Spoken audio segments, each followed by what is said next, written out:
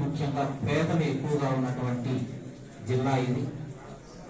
ఇక్కడ అధికారులు చేసేటువంటి సహాయం స్కీములు కావచ్చు, ప్రోగ్రాములు కావచ్చు, అభివృద్ధి కావచ్చు, ఇవన్నీ ఒకటి అందాల్సినటువంటి దానిని అందించడానికి ఒక వేదిక ఈరోజు ఇక్కడ ఏర్పాటు చేయడం జరిగింది.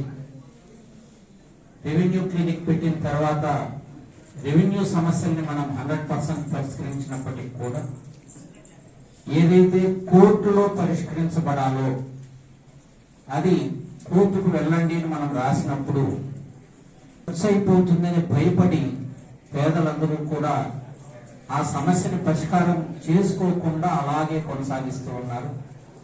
కానీ రెవెన్యూ క్లినిక్ లో మనకు 60% పరిష్కారం అవుతున్నాయి. 40% సివిల్ డిస్ప్యూట్స్ కావచ్చు, అన్నదమ్ముల మధ్య మనస్పర్ధల వల్ల వచ్చిన గొడవలు కావచ్చు, వీటన్నిటినీ కూడా పరిష్కరించలేకపోతున్నాం అని మన హైకోర్టు జడ్జి గారు గత మాసం చివరిలో వచ్చినప్పుడు వారి దృష్టికి తీసుకెళ్ళినప్పుడు మనం న్యాయ సహాయం చేయడానికి తప్పనిసరిగా ఒక వేదిక ఏర్పాటు చేసి ప్రతి ఒక్కరికి న్యాయం జరిగేలాగా ఖర్చు లేకుండా పేదలకు న్యాయం అందించేటువంటి ఒక మార్గాన్ని ఏర్పాటు చేయడానికి మాకు సూచనలు ఇవ్వడం జరిగింది.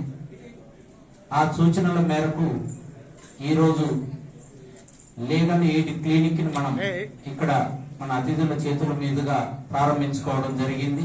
అనేది పటిష్టంగా అమలు జరగడం లేదని చెప్పేసి నా దృష్టికి రావడం జరిగింది. దాంతో నేను ప్రత్యేకమైన దీని మీద శ్రద్ధ వహించి వీటిని ఎందుకు ఈ పథకాలు సఫలీకృతం కావట్లేదు, ప్రజలు దీన్ని ఎందుకు సద్వినియోగం చేసుకోలేకపోతున్నానని దీని మీద స్టడీ చేస్తే మొట్టమొదటి కారణం ఏంటంటే నాకు తెలిసింది ప్రచారం తక్కువగా ఉంది, ప్రజల్లోకి వచ్చి దీని మీద అవగాహన లేదు, ఇటువంటి సౌలభ్యం ఒకటి ఉన్నది, వీటిని ఉపయోగించుకోవచ్చు అన్నది ఒకటి నేను గుర్తించాను.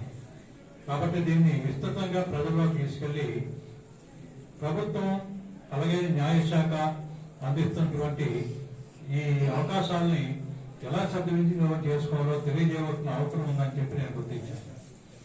అలాగే కిందసారి నేను ఇక్కడికి అనధికారికంగా ఒక పర్యటనకు వచ్చినప్పుడు పండగ సందర్భంలో కలెక్టర్ గారు నాకు మామూలుగా గౌరవ పుష్పంగా కలిసేటప్పుడు ఈ పథకాల గురించి, ఈ డెవలప్మెంట్ యాక్టివిటీస్ గురించి మాట్లాడుతున్నప్పుడు ఈ చర్చకు వచ్చింది.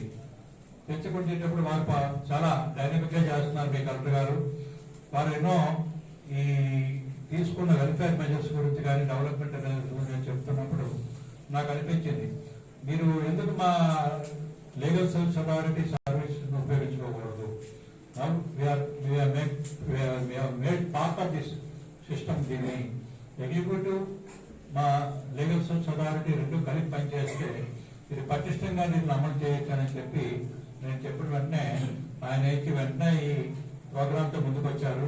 ఇది నిజంగా సమావేశంగా మీ కలెక్టర్ గారు నిజంగా మనస్ఫూర్తిగా అభినందిస్తున్నారు.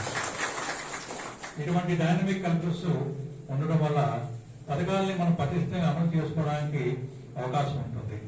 ఈ ఆర్థిక స్తోమతతో సంబంధం లేకుండా మీకు 3 లక్షల పైన మీకు రాబడి ఉండొచ్చు, 10 లక్షలు ఉండొచ్చు, 10 కోట్లు ఉండొచ్చు.